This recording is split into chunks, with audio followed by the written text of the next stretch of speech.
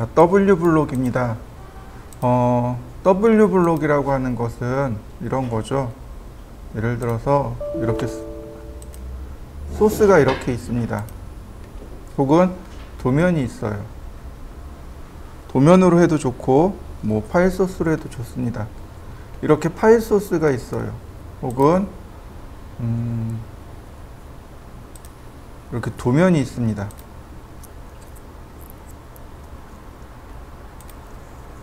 자, 이렇게 보통 이제 이런 식으로 작업을 많이 해요. 파일 하나에 프로젝트 하나 이런 식으로 작업을 많이 합니다. 그리고 나서 납품할 때는 파일 하나에 도면 하나씩으로 납품을 해요. 그런데 지금 얘는 다 하나 묶여 있잖아요. 그럼 잘 보세요. 이렇게 하면 돼요. 선택하고 컨트롤 C, 파일 하나 만들고 컨트롤 V. 자, 그리고 나서 얘를 저장하면 되겠죠. 그러면 이렇게 파일이 하나씩 하나씩 나간단 말이죠. 그런데 이렇게 하지 않고 그냥 W 블록이라는 명령어를 바로 쓸 겁니다. 자, W 블록. 자, 소스 누구냐 이거죠. 누구를 내보낼 거냐 이겁니다. 그래서 블록을 내보낼 겁니다. 아니면 오브젝트를 선택할 겁니다. 네, 여기 픽포인트로 오브젝트를 그러니까 기준점을 잡아주고요. 그 다음 오브젝트를 이렇게 선택해 주면 됩니다.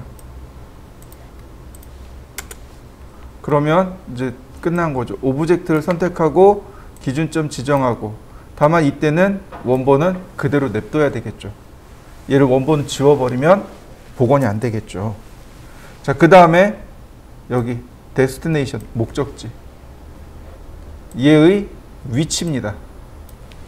자, 눌러보시면 이렇게 위치를 정해줄 수 있어요. 자, 창호도라고 해보죠. 001. 창호도.dwg 그리고 세이브.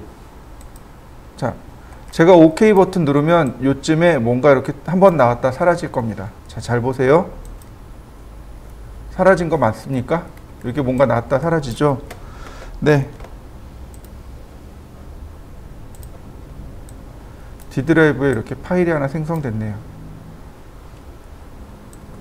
보시면 지금 제가 저장한 파일이 이렇게 남기게 되는 겁니다. W 블록은 정확하게 말해서 Save as Selected, 다시 말하면 선택한 것만 파일로 저장하기란 뜻입니다. 자, 이번에는 어트리뷰트에 대해서 설명해 드리도록 하죠.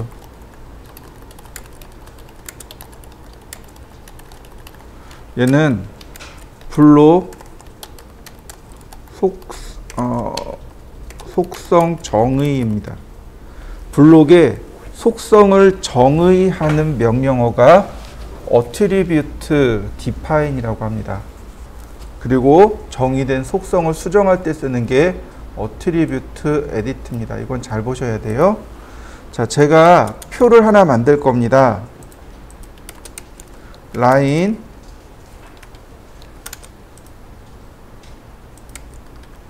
자, 옵셋 8mm.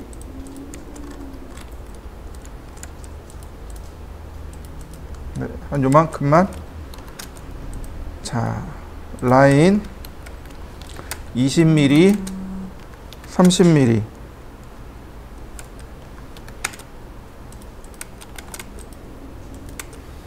뭐 특별히 어려운 건 없죠. 20에 30이고. 자, 텍스트로 여기다가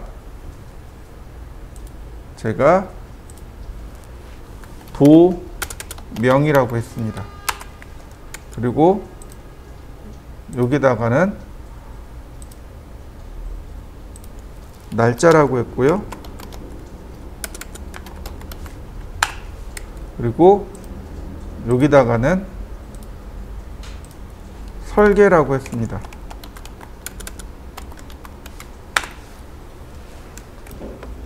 지금부터 이제 어트리뷰트, 즉 속성을 넣을 건데요.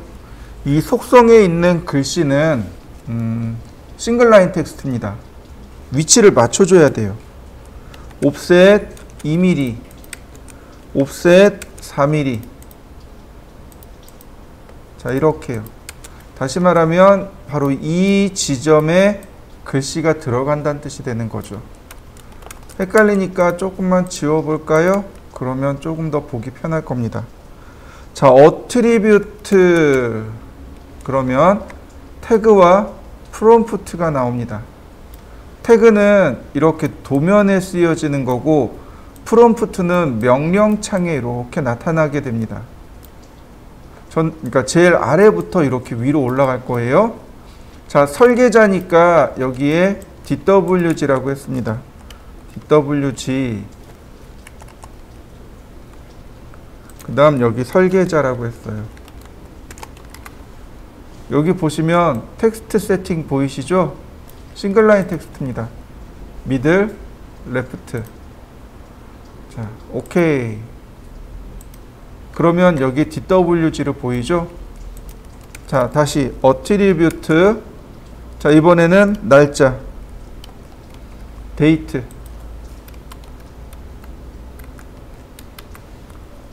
자, 마찬가지로 미들, 센터, 미들 레프트. 그 다음 어트리뷰트. 자, 도명, DWG 네임. 똑같이 미들 레프트. 자, 오케이. 자, 그러면 기본적인 건 끝났습니다. 여기까지 해보시죠. 자, 그리고 블록을 지정합니다. 블록. 자, 표죠. 제가 표라고 하고, 그 다음에 베이스 포인트 지정하고, 객체 선택하고, 자, 딜리트로 해놨습니다. 오케이. 뭐 블록 지정하는 건 크게 어려운 거 없을 겁니다. 그런데 얘를 인서트 할 겁니다. 표를 인서트 할 겁니다. 표를 불러오는 거죠. 자, 여기 있던 내용, 이 오른쪽에 있던 내용이 하나도 안 나오죠. 얘가 속성입니다. 위치 지정하면 이렇게 속성창이 나와요. 도명의 이름, 그러니까 도명, 즉 도면의 이름이 뭐냐? 우리 집. 날짜는, 그 다음 설계자의 이름은, 자, 오케이. 여기 내용 바뀐 거 보이시나요? 이게 속성입니다. 속성은 매번 바뀌는 내용인 거죠. 블록은 원래 고정되어 있는 거예요. 블록은 원래 불러올 때부터 고정이 되어 있지만 내가 블록에다 이렇게 속성을 집어넣게 되면 불러올 때마다 해당 내용이 바뀌는 거죠.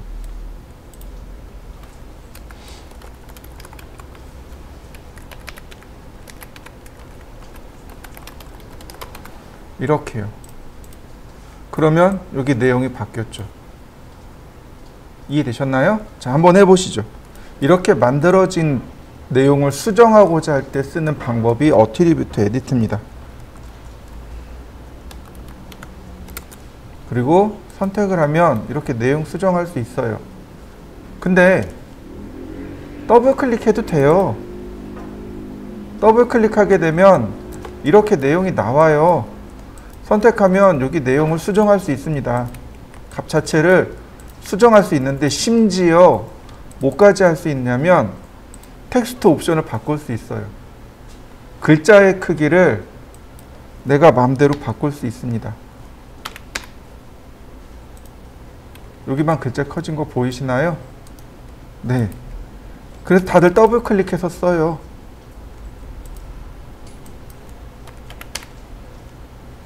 뭐 속성창이 있어서 레이어를 바꿔준다든지 여기만 색상을 바꿔주고 싶을 때, 자, 이렇게 색상을 바꿔줄 수 있어요. 강제로 문자의 속성을 바꿔줄 수 있습니다. 그 다음에 텍스트 에디트 명령을 쓰시면 이렇게 떠요.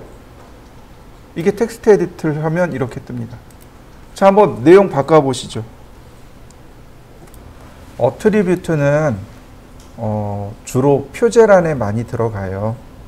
그래서 표제란에도 많이 들어가고, 그 다음에 잘 보세요. 나중에 우리가 공부할 건데 보시면 이제 여기 앱리더라고 있어요. 앱리더 중에 우리가 써야 될 것들이 조금 있습니다. 그게 뭐냐면 이런 것들이죠.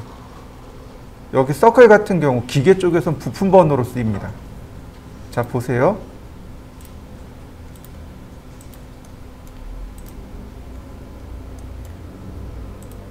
이거 뭐죠? 어트리뷰트죠. 부품 번호 매겨지는 거 보이시나요? 다시 볼까요? 건축으로 들어가 볼까요? 건축 쪽에서 우리가 공통으로 많이 쓰는 게 이 트라이앵글이에요.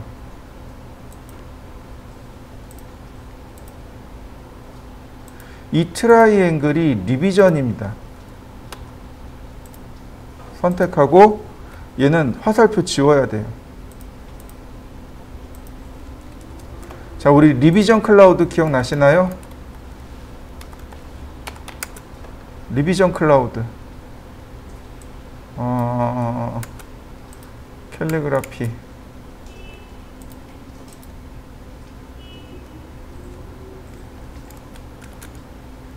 이렇게가 한 짝입니다. 이렇게 놔야 돼요. 이게 한 짝이에요. 리비전 클라우드 도면 계정 마크입니다. 도면을 계정하게 됐을 때 반드시 이렇게 표시해 놔야 돼요. 그룹 모양으로 표시를 하고 그 위에 리비전 번호를 매기게 됩니다. 이럴 때 써요. 이거 말고도 여러 분야, 그러니까 여기 없는 거를 또 내가 만들어서 쓰기도 합니다. 그래서 어트리뷰트를 이용해서 도면을 조금 더 쉽고 빠르게 작업할 수 있도록 도와주게 돼요. 자, 그 다음 보시면은 xclip이라는 명령어가 있습니다. 자, wpout이라는 명령어를 했던 것 같은데 했나요? 안 했나요? wpout 안 했네. 자, 그러면 텍스트. 자, xclip하고 wpout은 가리기 명령어인데, 감추기 명령어인데, xclip은 블록 자르기입니다. 요건 블록 자르기예요. 내가 불러드린 블록을 자르는 명령어. 그게 xclip이고, wpout은 아래선 감축입니다. wpout은 그냥 감축이에요. 얘는 블록 자르기. 그 다음에 리비전 클라우드, 이건 계정 마크. 드로잉 오더, 작업 순서. 하나 더 하자면 오버킬.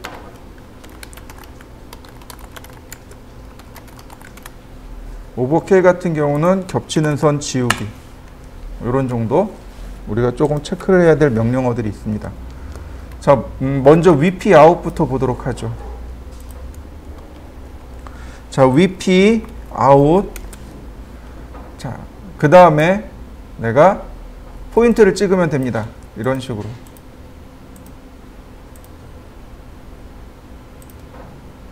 그리고 엔터. 감춰진 거 보이시나요? 네. 어떤 위에 뭐가 쌓여서 이 아래쪽의 내용을 감춘 거예요. 그렇다고 해서 없어진 게 아니고, 보이시나요? 그대로 나오는 거? 자, 여러분들도 한번 해보시죠. 자, 보실까요? 지금 보시면 이렇게 테두리 선이 보이고 있죠? 자, wpout 프레임이라는 명령어가 있습니다. 보시면 on-off display but not plot. 화면엔 보이지만 출력하지 않겠습니다. 지금 온돼 있단 말이죠. 오프했습니다. 다시 볼까요? 어떤가요? 여기 테두리가 안 보이는 거 보이시나요? 네, 원래 이게 wpout의 모습입니다. 자, 여러분들도 한번 바꿔서 해보시겠어요?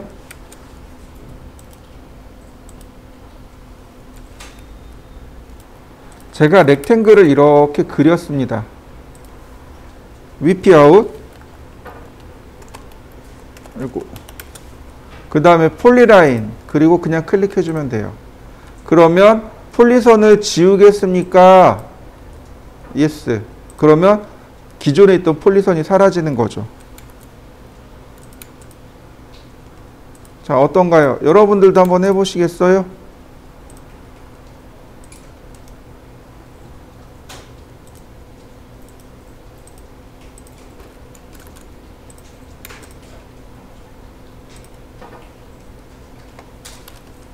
제가 위피아웃을 몇 개 그릴 겁니다.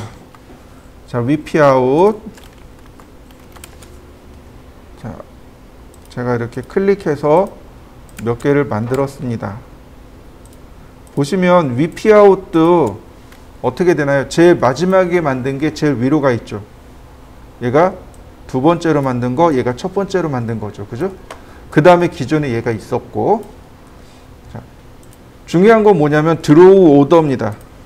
드로우 오더예요. 작업 순서란 얘기죠. 먼저 만들어진 게 밑으로 내려간다는 얘기예요. 얘네들이 먼저 만들어졌으니까 제일 아래로 내려갔고 그 다음 이렇게 만들어진 거죠. 이 순서를 바꿔버리는 겁니다. 자, 보세요. 명령어를 쓰셔도 좋아요. 근데 오른쪽 버튼 누르면 여기 드로우 오더가 있어요. 얘를 쓰면 돼요. 명령어 안 쓰고. bring to front, 맨 위로 보내주세요. 맨 앞으로 보내주세요. send to back, 맨 뒤로 보내주세요. bring about object, above object, 내가 지정한 객체 위로 보내주세요. send under object, 내가 지정한 객체 아래로 보내주세요. 자, 먼저 send to back, 제일 밑으로 내려간 거 보이시나요? 제일 밑으로 내려갔으니까 당연히 이렇게 보일 수밖에 없어요. 얘보다도 더 밑으로 내려간 거죠. 자, 다시 봅니다. 얘를 제일 위로 보내보겠습니다. bring to front, 제일 위로 온 거 보이시나요? 자, 어떤가요? 여기 감춰진 거 보이시죠? 자, 여러분들도 이렇게 하나 만들어서 순서를 맨 위로 보내기도 하고 맨 아래로 보내기도 하고 한번 해보시죠. 자, 드로우 오더는 내가 지정한 객체 위로 올라가는 거예요. 선택한 다음에 이번엔 bring to above object, 내가 지정한 객체 위로 보내주세요. 그러면 이렇게 내가 지정한 객체 위로 올라왔다는 걸 확인할 수 있습니다. 다시 볼까요? 자, send under object, 내가 지정한 객체 아래로 보내주세요. 이렇게 순서를 마음대로 바꿀 수 있습니다. 위피 아웃 같은 경우는 임의적으로 이렇게 내용을 가려야 할 때 사용합니다. 예를 들어서 이런 거죠. 분명히 설계상 이게 맞는데 클라이언트가 아니라는 거죠. 이거 바꿔야 된다는 거죠. 그럼 어떻게 해요? 분명히 이거 다시 일로 되돌아올 텐데 이거 또 그리기는 싫고, 그러니까 이럴 때 위피아웃으로 내가 그린 거 감춰놓고 이제 클라이언트가 요구한 요구사항을 들어주는 거죠. 그랬다가 나중에 이거 다시 원상복귀 해주세요. 그러면 어떻게 해요? 기존에 있던 거, 그러니까 새로 만든 거 지우고 위피아웃을 걷어내면 되는 거죠. 뭐 이런 식으로 응용해서 많이들 사용합니다. 자, 그 다음 X클립, 블록 자르기입니다. 이건 블록에만 해당하는 거예요. X클립은 블록에만 저장됩니다. 다른 건 아니고 오로지 블록에만 들어가요. 이거. 자, X클립 블록 선택하고요. 자, 그 다음에 이제 뉴 바운다리, 새로운 경계를 내가 지정해 줄 수 있습니다. 그 다음에 자, 렉탱귤러, 그러면 내가 선택한 것만 딱 오려낸 거 맞습니까? 이렇게 오려내기, X클립 블록 지정하고 엔터, 뉴 바운다리, 그 다음에 이제 뭐 셀렉트 폴리라인, 폴리고널, 렉탱귤러, 인버트, 뒤집기란 얘기죠. 자, 렉탱귤러, 그러면 내가 보고자 하는 영역만 이렇게 딱 잘라낼 수 있습니다. 자, 이렇게 만들어진 어트리뷰트를, X클립을 자, 선택한 다음에 엔터 치면 딜리트를 시킬 수 있습니다. 그럼 다시 원래대로 복원이 되는 거죠. 다시 볼까요? 선택하고 엔터, 딜리트. 그러면 기존에 있던 경계를 지우는 역할을 합니다. 자, 다시 봅니다. X클립 선택하고 엔터, 뉴 바운다리. 그러면 이제 여러 가지가 나옵니다. 폴리고널, 내가 다각형을 그려서 형상을 이렇게 만들어내는 거죠. 그러면 사각형이 아니더라도 다각형으로 만들 수도 있고요. 다시 한번 이번엔 제가 사각형을 미리 그렸습니다. X클립, 뉴 바운다리, 그 다음 셀렉트 폴리라인. 그러면 이렇게 폴리라인이 있는 대로 이렇게 만들어지겠죠. 자, 한번 해보시겠어요?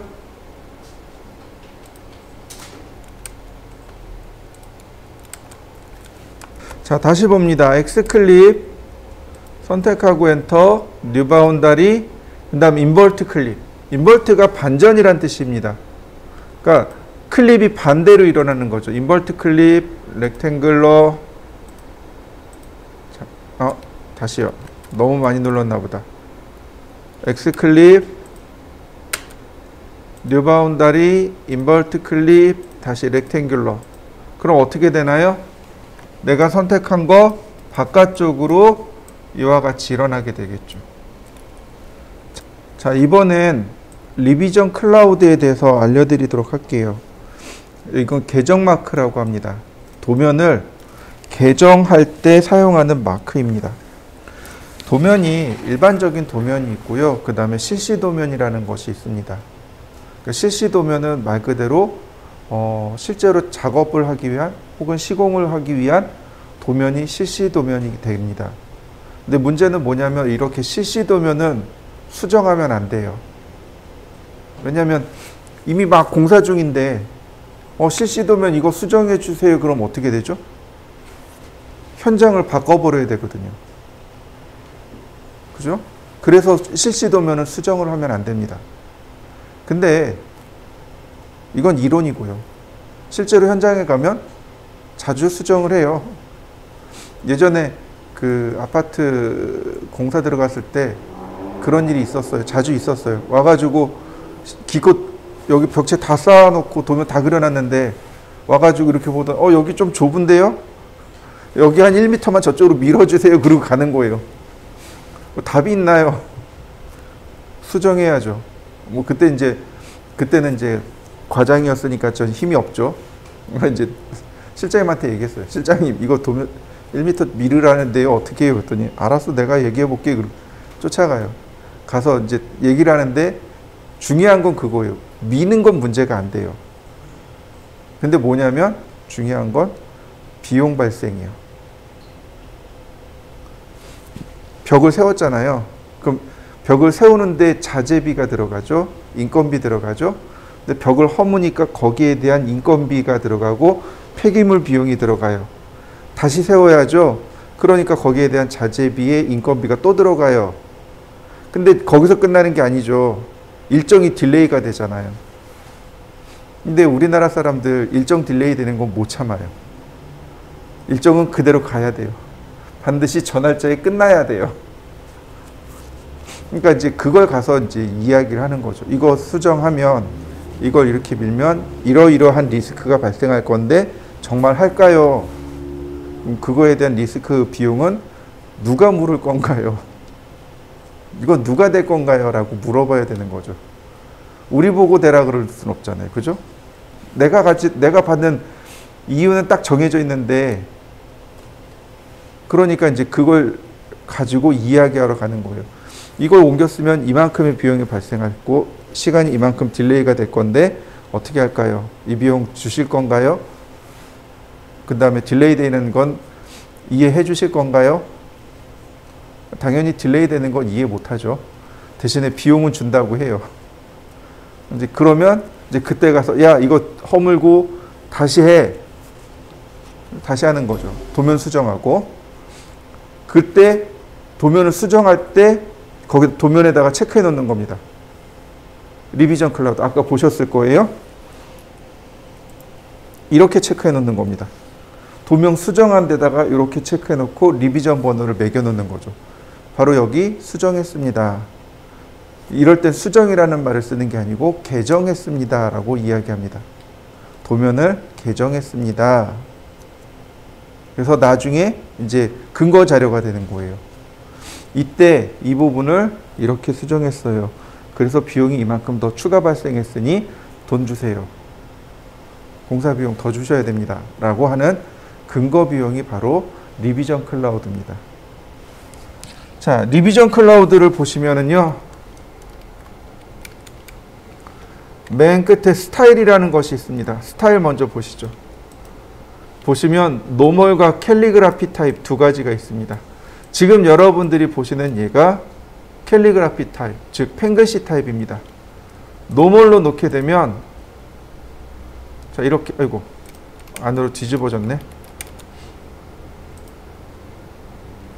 자 왼쪽에 있는 건 캘리그라피 타입이고 오른쪽에 있는 게 노멀 타입입니다. 자 먼저 노멀 타입부터 한번 바꿔보시죠. 아마 여러분들 거 전부 캘리그라피 타입으로 돼 있을 건데 노멀로 한번 바꿔보시죠. 리비전 클라우드. 자 보시면 제일 먼저 건드려야 될 게 바로 아크 랭슨입니다. 아크 랭슨 미니멈 랭슨 20, 맥시멈 랭스 20. 다시 말해서 저는 최대 선 길이가 20mm로 고정되어 있습니다. 여러분들 건 어떤가요?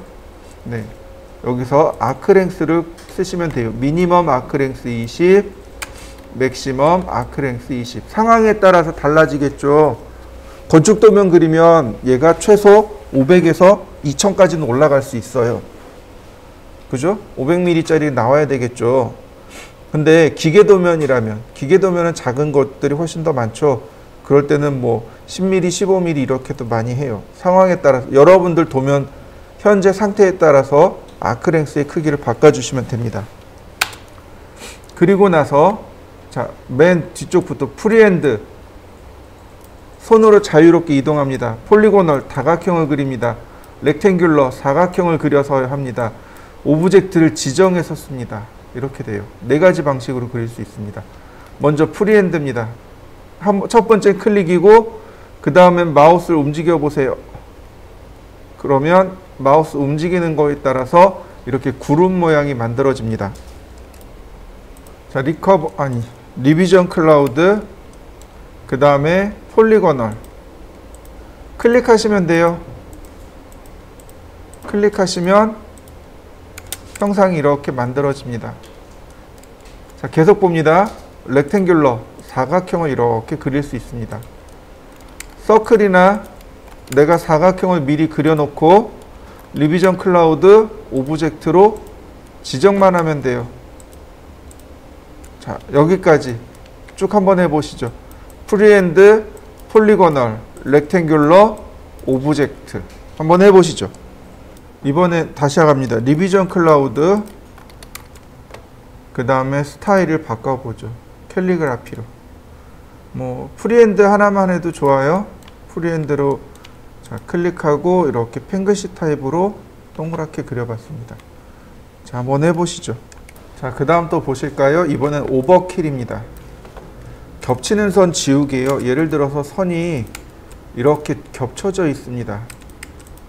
보시면 이런 식으로 선을 제가 겹쳐놨어요. 여기 요만큼 겹쳐진 거 보이시죠? 이만큼. 오버킬. 그 다음에 객체 선택하고 엔터. 자, 요게 이제 공차예요. 이 공차를 벗어나게 되면 무시하는 거고, 이 범위 안에 들어오면 전부 다 하나로 합쳐버립니다. 얘는 안 바뀌었나요? 오버킬. 네, 지금 보이시나요? 하나로 합쳐진 거? 네, 색상이나 레이어도 이렇게 같이 구별을 합니다. 그래서 같은 색상끼리, 같은 레이어끼리 뭐 이런 식으로 오버킬이 됩니다. 한번 해보시죠. 그 다음에 이제 조회 명령어들. 조회 명령어들에 대해서 조금 설명드릴 건데요. 반드시 알고 계셔야 될 것들입니다. 디스턴스, 거리 측정하기입니다. 우리가 작업을 하다 보면 거리를 자꾸 잊어버릴 때가 있습니다. 그래서 이렇게 거리를 측정할 때 사용하는 명령어가 distance입니다. 만약에 이런 것들이죠. 여기다 리비전 클라우드를 할 거예요. 근데 리비전 클라우드의 길이가 도대체 얼마인지 모르겠어요. 디스턴스로 이렇게 재봅니다. 요 정도. 아, 지금 한 89 나오네요. 89, 90 나오네요. 그럼 리비전 클라우드를 한 50 정도 쓰면 되겠네요. 아크랭스 50 엔터 50 엔터. 그럼 딱 적당하게 떨어지죠. 이해되셨나요? 설계를 하다 보면 종종 간격이나 거리나 이런 것들을 우리가 놓치는 경우들이 많아요. 그럴 때 distance라는 명령어로 거리를 측정할 수 있습니다. 이렇게요. 두 점 사이의 거리라든지 이런 식으로 혹은 이런 식으로 distance를 이용해서 거리를 측정할 수 있습니다.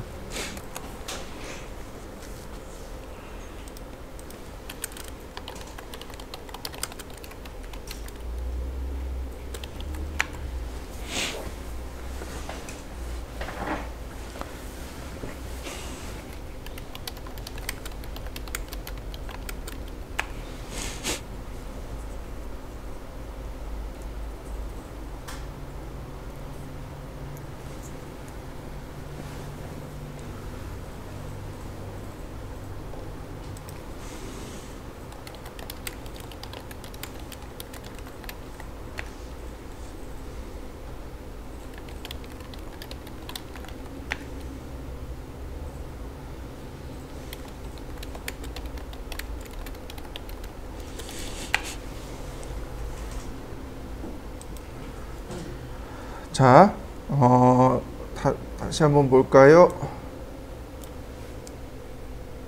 자, 라인 그려봤습니다. 그리고 distance라고 썼어요. 그러면 거리값이 측정이 되는데 소수점 4자리 나와요. 근데 각도는 어떤가요? 소수점이 하나도 안 나와요. 그죠?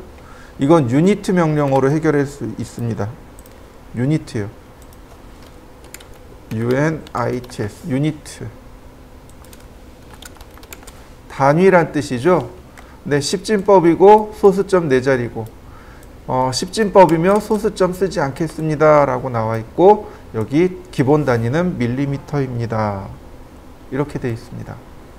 그래서 이 값을 바꾸시면 소수점 단위수를 체크해서 볼 수 있습니다. 다시 볼까요? 디스턴스.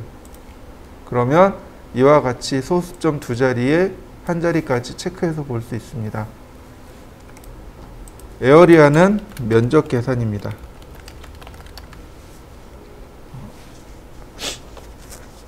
그리고 리커버는 복구 명령어입니다. 도면 복구.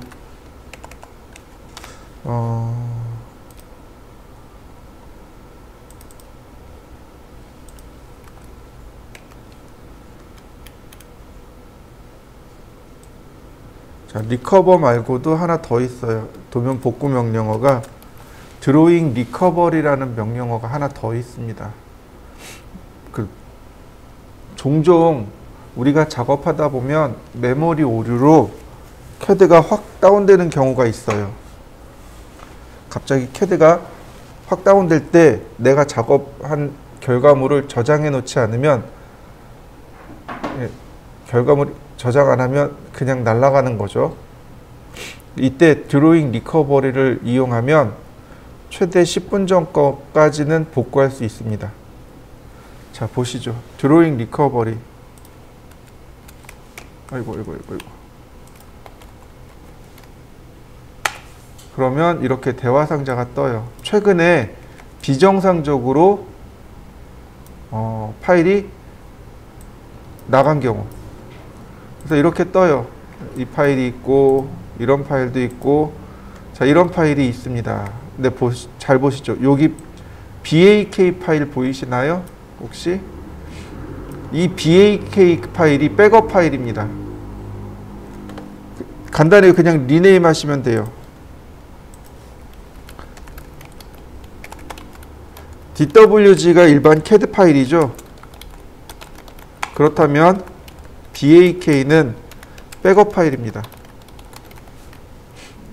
무슨 얘기냐면 파일을 저장하면 기존에 있던 것 위에 덮어쓰기가 들어가는 거잖아요.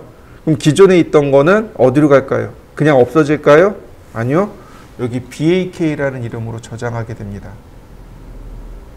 그래서 얘를 이름 바꾸기에서 오픈하시면 마지막에 저장한 것으로 복구가 가능합니다. 또 하나가 여기 SV 달러라고 하는 것이 있습니다. SV 달러.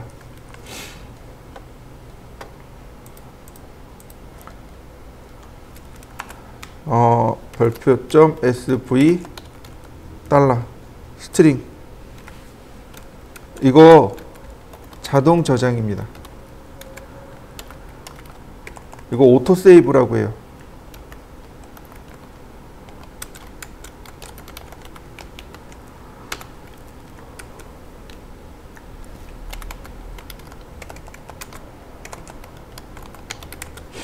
(10분마다) 자동 저장합니다. CAD는 10분마다 자동으로 저장해요. 이걸 오토 세이브라고 합니다. 이때 저장할 때 SV 달러라는 이름으로 저장을 하게 돼요. 역시 마찬가지로 이 SV 달러를 DWG라는 이름으로 이름 바꾸기 한 다음에 오픈하면 오픈이 됩니다. 방금 전으로는 되돌아가지 못해도 10분 전까지로, 그러니까 10분 전까지는 가능하게 되는 거죠. 그래서 파일 복구할 때 쓰는 명령어가 drawing recovery라고 하는 명령어가 있습니다. 얘는 파일 한 개씩 할 때고, 얘는 이렇게 대화 상자를 통해서 복구할 때입니다. 여러분들도 한번 띄워놓고 확인해 보세요. 자, 다시 한번 볼까요? 이번에 면적 계산하는 걸 좀 해볼 건데요. 자, 렉탱글 골뱅이 1000,1000으로 제가 사각형을 이렇게 그려봤습니다. 1000,1000입니다. 여러분들도 한번 해보시죠. 자, 에어리아는 면적을 계산할 때 사용하는 명령어입니다. 에어리아. 그러면 명령어가 있는데 이렇게 딱 절반 자르세요. 절반을 자르고 코너 포인트, 즉 점을 찍어서 면적을 계산하는 방식 하나 하고, 그 다음 객체를 지정해서 면적을 계산하는 방식 2개입니다. 면적을 계산하는 방식은 2개예요. 점을 찍는 방식과 객체를 선택해서 지정하는 방식 2가지입니다.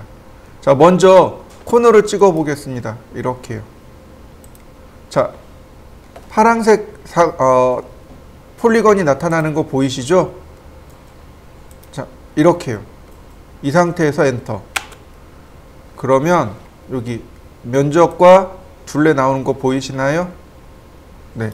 그리고 지금 오토매틱 세이브에서 여기 방금 저장된 거 보이시나요? 네, 이 파일이 저장된 거고요. 조금 아까 나왔던 SV 달러라고 하는 파일로 저장됐습니다. 저장된 경로는 여기네요. 자, 일단 면적으로 들어가죠. 자, 면적입니다. 제가 요렇다고 나왔네요. 제가 이걸 복사해 보죠. 카피. 자, 면적을 계산했는데 이렇습니다. 자, 단위는 얼마일까요? 단위는 얼마일까요? 네, 밀리미터 제곱입니다. 이렇게 되는 거죠. 그럼 도대체 얘는 몇 미터 제곱일까요? 몇 미터 제곱일까요? 갑자기 셈이 안 되죠. 자, 이렇게 보시죠. 1미터는 몇 밀리미터일까요? 네, 1000mm입니다. 그러니까 1000mm 곱하기 1000mm는 100만 밀리미터가 됩니다. 공 3개가 붙으면 되는 거죠. 근데 1000단위를 찍는 이유가 이거예요. 빨리 계산하려고. 공 6개를 지우면 되거든요. 100만 밀리미터 제곱이면 결국은 1미터 제곱입니다. 제가 사각형을 그릴 때 1000에 1000으로 했습니다. 다시 말하면 1m에 1m란 뜻이 되는 거죠. 자, 한번 여러분들도 계산해 보시죠. 자, 이렇게 100만 밀리미터 제곱은 1미터 제곱입니다. 이걸 기억하시면 좋겠고요. 자, 그 다음에 옆에다가 반지름이 500인 원을 이렇게 그려봤습니다. 자, 그럼 이 원은 면적을 어떻게 계산할 수 있을까요? 네, 이럴 때 오브젝트를 클릭하는 겁니다. 그리고 클릭하면 바로 이렇게 면적과 원둘레가 나타나게 되는 거죠. 자, 한번 계산해 보시겠어요? 자, 이런 사각형은 어떻게 할까요? 방금처럼 코너로 찍었지만 지금 렉탱글로 그렸기 때문에 얘도 오브젝트로 간단하게 체크할 수 있어요. 이렇게요. 그러면 간단하게 확인할 수 있겠죠. 자, 다시 봅니다. 서클. 자, 반지름 200, 반지름 250, 반지름 300, 반지름 350. 자, 트림으로 바깥쪽, 안쪽을 이렇게 지워봤습니다. 그러면 이런 경우는 어떻게 할까요? 이런 경우라면 면적을 어떻게 계산할까요? 그잖아요. 보통 우리가 작업하면 단순히 사각형, 원 이런 게 아니잖아요. 모양이 조금 더 복잡해지겠죠. 그렇다면 이런 경우라면 어떻게 면적을 구할 수 있을까요? 해답은 알고 있어요. 조인 명령어 기억하시나요? 네, 조인이요. 조인 명령어로 하나의 폴리곤을 만든 다음 면적, 오브젝트, 그러면 바로 이와 같이 면적이 계산되어집니다. 자, 제가 안쪽에 이렇게 100mm짜리를 그려 넣었습니다. 아, 얘는 뺄까요, 먼저? 먼저 얘와 얘의 합산 면적을 계산하고 싶습니다. 두 개가 합산된 면적이요. 자, 에어리아. 그 다음에 보시면 제가 여기를 자르라 그랬죠? 이렇게. 애드 에어리아, 면적 합산하기, 서브트랙트 에어리아, 면적 빼기. 자, 보세요. 애드 에어리아. 그래서 다시 또 이렇게 보면 이렇게 되는 거죠. 면적 계산하는 방법 두 가지. 지금 면적 더하기로 들어왔으니까 면적 빼기가 나오는 거죠. 자, 오브젝트로 클릭. 자, 면적 두 개 합산됐죠? 토탈 면적이 나옵니다. 그리고 엔터. 그러면 토탈 면적으로 우리가 확인할 수 있게 되는 거죠. 자, 합산 면적을 한번 계산해 보시죠. 자, 이번에는 이 안쪽에다 이렇게 해보죠. 서클, 반지름 100mm,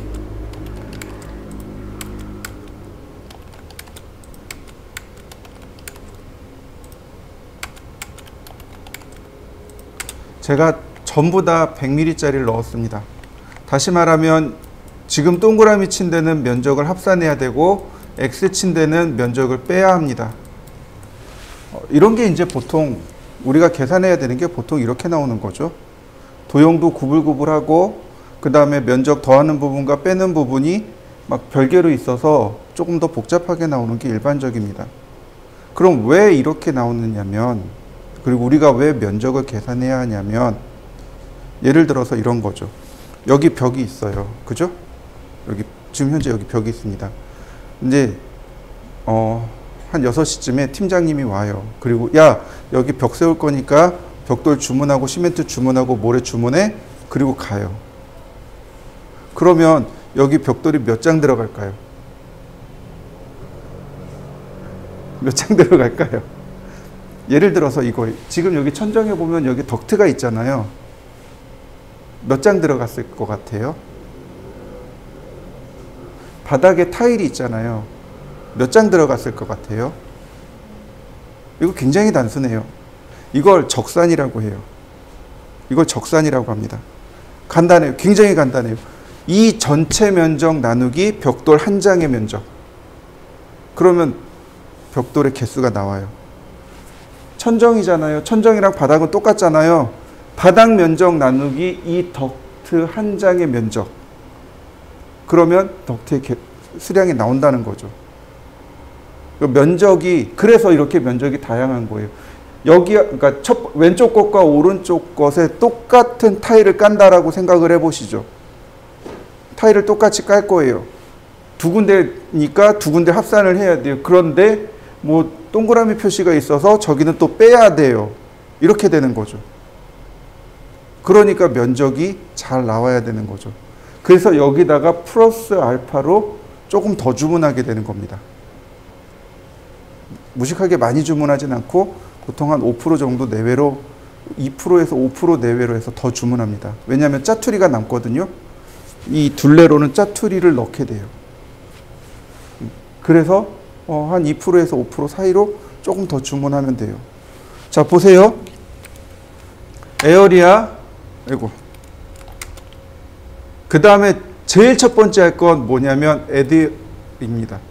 전체 면적을 다 계산해요. 애드 에어리아로 전체 면적을 다 계산합니다. 이렇게요. 전체 면적 다 계산됐죠? 자, 서브트랙트로 이제 바뀌는 겁니다. 이제 빼는 거예요. 네. 여기 토탈 면적이 이렇게 나옵니다. 이해되셨나요? 서브트랙트 처음부터 빼기 면적을 쭉 가면 면적이 마이너스가 떨어져요. 그래서 이런 경우 전체 면적을 먼저 계산하고 그 다음 서브트랙트로 바꿔서 하나씩 빼나가면 면적 계산이 완성이 됩니다. 단위에 대해서 조금만 더 이해를 해보자고요.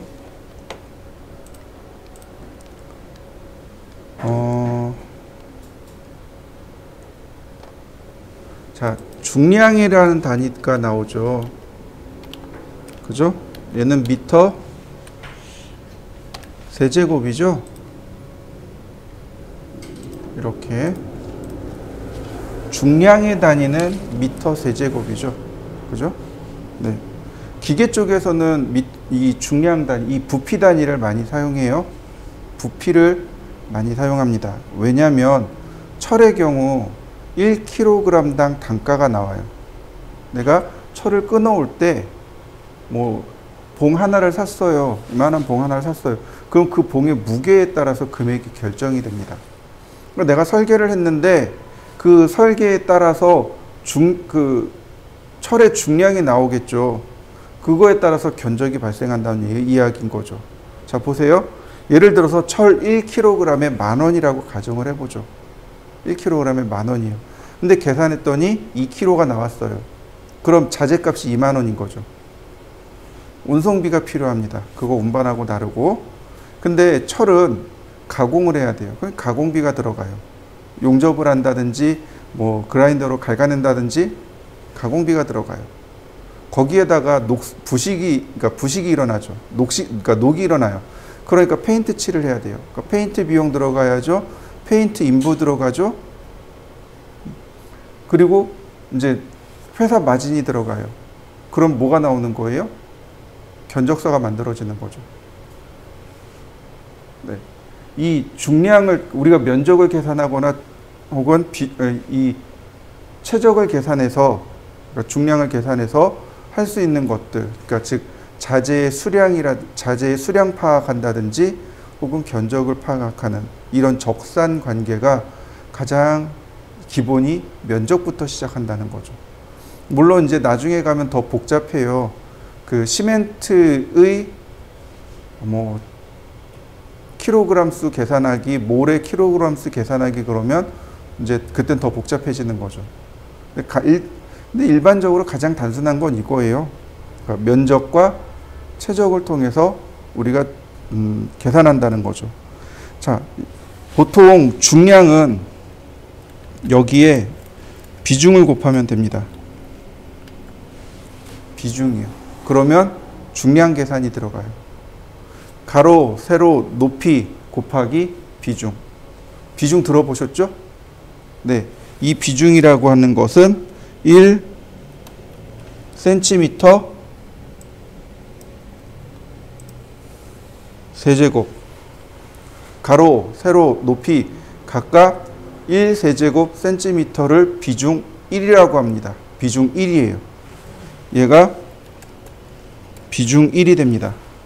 예를 들어서 나무 같은 경우는 비중이 0.8에서 0.3까지 나와요. 그러니까 물보다 가벼운 거죠. 뜬다는 얘기죠. 자, 철의 경우는 비중이 7.8입니다. 철의 비중은 7.8이에요. 그러니까 가로, 세로, 높이 곱하고 7.8 그럼 곱하면 뭐가 나와요? 철의 중량, 킬로그램이 나와버리는 거죠. 그러니까 우리는 이런 것들을 잘 기억하시고 그리고 작업을 하셔야 됩니다.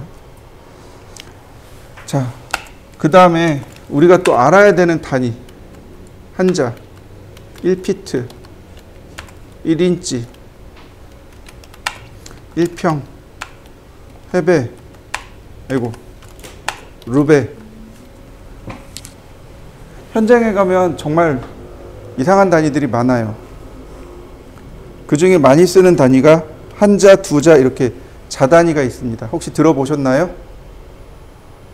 주로 어디서 많이 쓰냐면 나무를 다루는 회사, 그러니까 가구 회사라든지 혹은 합판 이런 쪽에서 자단위를 많이 써요. 그리고 유리집에서도 자단위를 많이 씁니다. 한자, 두자 이렇게 이야기해요. 예를 들어서 여러분들이 합판을 사러 갔어요. 그럼 합판집에 가서 8T 3에 6짜리 하나 주세요. 이렇게 얘기해요. 8T란 얘기는 두께가 8mm고 세자에 6자짜리 하나 주세요. 이렇게 이야기가 되는 겁니다. 합판은 아직도 한자, 두자 이렇게 써요. 자, 한자는 한 뺨을 의미합니다. 한 뺨이에요. 근데 단위가 조금 틀려요. 그러니까 옛날에 유비가 살고 관우가 살고 조조가 살던 그 당시에는 한자가 15cm 정도 됐다고 합니다. 그 당시 사람들이 그렇게 키가 크지 않았던 거죠. 근데 시대가 이렇게 쭉 지나가면서 사람들이 키가 커지죠. 그리고 체격이 좋아지죠. 그래서 한자가 어느 순간 20cm가 됐다고 합니다. 근데 요즘 그러니까 구한말을 넘어서서 한자에 대한 개념이 딱 정의가 됐는데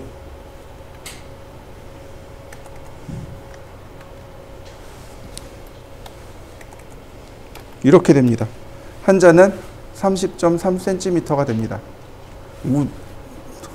손바닥이 그렇게 크지도 않은데 왜 30.3cm가 됐는지는 잘 모르겠습니다. 아마 추정하건대 자가 모자라서 길이를 재는 자가 모자라서 그 미군정 들어오면서 이렇게 자 체크하면서 아마 그게 바뀌지 않았을까라고 추정을 해보는데 왜 30.3cm가 됐는지 모르겠습니다. 어쨌든 한자는 30.3cm입니다. 그래서 그냥 우린 통틀어서 30cm라고 이야기합니다. 자, 1인치는요. 2.54cm고요. 1피트는요. 이 피트가 참 재밌는 단위예요. 1피트는 그러니까 피트라는 단위는 발에서 유래된 단어입니다. 푸트에서 유래된 단어예요. 휴먼 스케일이라고 합니다. 그러니까 인체를 기준으로 한 축척 단위가 인체를 기준으로 한 단위가 됩니다. 그래서 기준이 누구냐면 성인 170cm를 기준으로 합니다. 키 170cm인 성인을 기준으로 해서 만들어진 거라고 생각하시면 돼요. 그래서 그 사람의 발이 크기가 이랬었답니다. 우리나라 기준은 아닌 거죠. 서양 기준인 거죠. 그렇답니다. 그래서 동서양이 공이 30cm가 됩니다. 그래서 1피트가 30.48이긴 하지만은 보통은 30cm라고 많이 하고요. 1피트는 12인치 곱하기 12인치입니다. 그러면 30.48이 나와요. 2.54 곱하기 12 하면 아니 12인치 곱하기 12인치가 아니죠.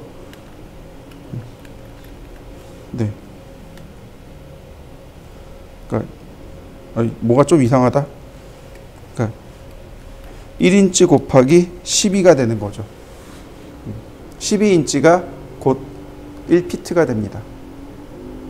이렇게 피트가 나오고요. 자, 그 다음에 평이라는 단위가 나옵니다. 요즘도 많이 사용하죠. 한 평, 두 평, 집 계산할 때 한 평, 두 평 이렇게 얘기 많이 하죠. 자, 한 평은 3.3 미터 제곱이죠. 그러면 가로 세로 몇 미터일까요? 가로 세로 몇 미터일까요? 저는 해봤어요. 3.3 루트 씌워봤어요. 1.8 미터 곱하기 1.8 미터. 다시 말하면 6자 곱하기 6자입니다. 6자 곱하기 6자가 한 평이 됩니다.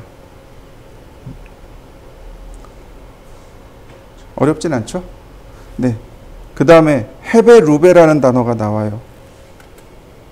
이거는 우리나라 말은 아니라고 보시면 돼요. 그러니까 건축 쪽에서 주로 헤베 루베라는 단어를 많이 사용해요. 근데 요즘 이제 언어를 많이 순화해서 미터 제곱으로들 많이 바꿔서 이야기하는데 헤베는 미터 제곱입니다. 1미터 제곱이고 한자 평방미라는 한자가 있습니다. 일본 한자로 평방미를 일본식으로 읽으면 뭐 헤이베라고 하더라고요. 근데 그거를 헤베라고 읽습니다. 그 다음에 루베는 입방미란 뜻입니다. 1미터 세제곱을 일본식 한자로 읽으면 입방미라고 하고 그거를 루이베라고 합니다. 그래서 루베라고 해요. 주로 벽지나 이런 바닥 타일 같은 사장님들은 헤베라는 단어를 주로 많이 사용하고요. 저쪽 레미콘 있죠. 레미콘 회사가 아직도 루베라는 단어를 사용해요. 뭐 예를 들어서 오늘 5루베만 보내주세요. 이렇게 전하면 무슨 얘기예요? 5미터 세제곱을 보내주세요. 이런 얘기가 되는 거죠. 참고로 레미콘 차 하나 있죠. 그 차 하나가 최대 실을 수 있는 적재 정량이 5미터 세제곱, 5루베입니다. 7루베인가요? 그런가? 전 5루베로 알고 있었는데, 네, 한번 나중에 찾아보도록 하죠. 어쨌든 그렇답니다. 그래서 보통 이제 콘크리트죠. 콘크리트 보내주세요. 그럴 때 루베라는 단어를 주로 많이 사용합니다. 면적을 잘 계산할 수 있으면 조금 더 우리가 위로 올라갈 수 있게 되는, 그러니까 자재 계산이라든지 혹은 견적 계산이 면적으로부터 시작을 합니다. 그래서 저 설계할 때 캐드의 면적 말고 손으로 면적 계산은 정말 많이 했어요. 왜냐하면 캐드로 면적을 계산하면 이건 너무 정확한 거예요. 근데 실제로는 거기에 오차 범위가 크거든요. 그래서 손으로 이렇게 계산해서 조금 더 알파 해가지고 그리고 이제 작업 많이 했거든요. 그래서 뭐 원에 대한 혹은 뭐 원둘레에 대한 원둘레도 많이 계산했고, 왜냐하면 이제 난간이 이렇게 동그란 난간들이 많거든요. 그런 봉을 사다가 이렇게 밴딩을 해줘야 돼요. 설계할 때는 이렇게 동그랗게 그려놓는데 그러면 실제 동그란 걸 파냐 그러면 아니거든요. 이렇게 일자로 쭉 된 거를 싣고 와가지고 밴딩 가게에다 맡겨요. 그럼 밴딩 가게에 가서 이거 파이 얼마로 해주세요. 그리고 도면 주면 그대로 이렇게 똑같이 만들어주거든요. 그러니까 이제 그거 일자로 펴려면 네, 원둘레를 계산해야 되거든요. 원둘레 계산 같은 거 정말 많이 했었어요. 자,